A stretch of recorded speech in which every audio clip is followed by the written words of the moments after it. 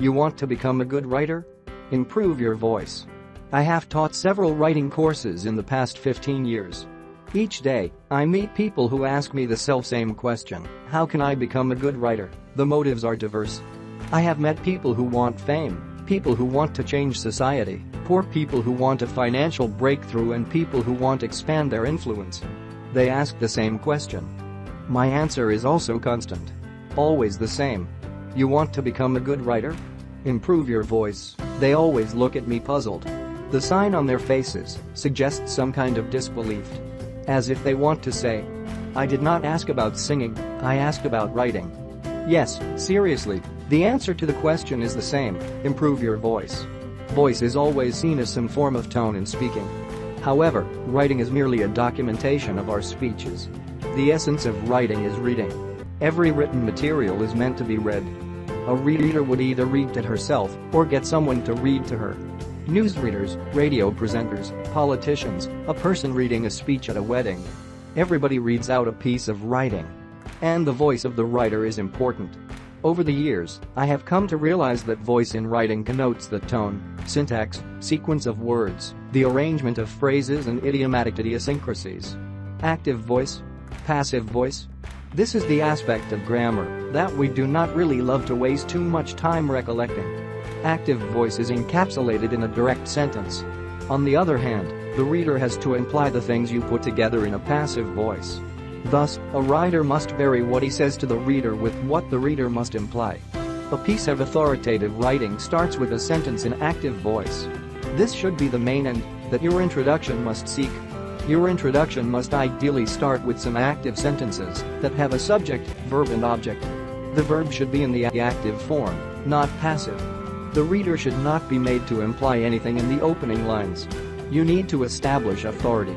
This is what they call credibility. When credibility is established, the reader builds enough trust to read your material further. Trust is key.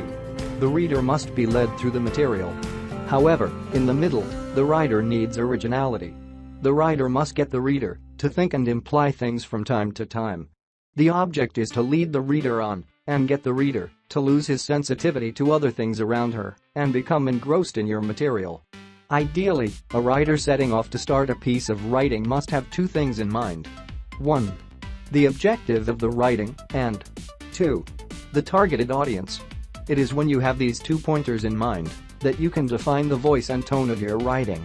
Every form of writing must have an element of persuasion. You need to move the reader from one point to the other.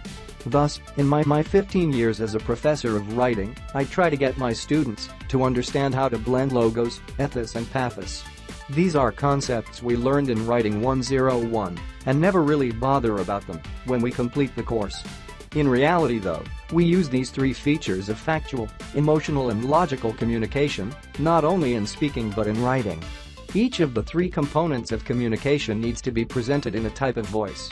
A good writer masters his own communication competencies and abilities and transmits them in writing. What makes you a good artist is how you bring out your own unique methods of convincing your audiences and getting them to move to your desired objective. Thus, the body of your material must include a skillful blend of different voices and tones that leads to the presentation of facts in ways that would arouse the reader's emotions in ways that are credible to the reader.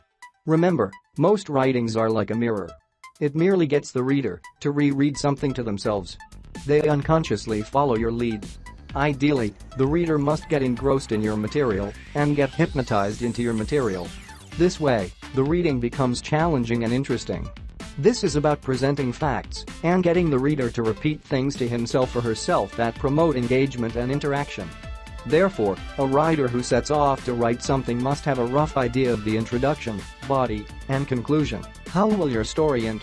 How does it reflect your objective and the targeted audience? This must get you to order your sentences in ways that appeal to the readers of your work.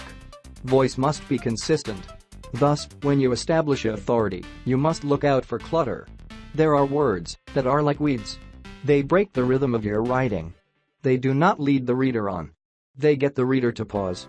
These pauses could make them sensitive to distraction, and this affects your quality as a writer. Rather, you need to remove the words, sentences, phrases and ideas that do not urge your reader to continue reading to the end. This means editing is important. You must edit your work until you are sure the voice is consistent and the reader will get to the ultimate state you desire to move them to. Finally, every writing has a conclusion, an end. Your conclusion must be the point where you want your readers to reach. In our piece of writing, the objective is to get you to understand that good writing must be well planned. A writer must know the audience and move them from one state to another. This starts by creating credibility, by applying an authoritative active voice in the beginning.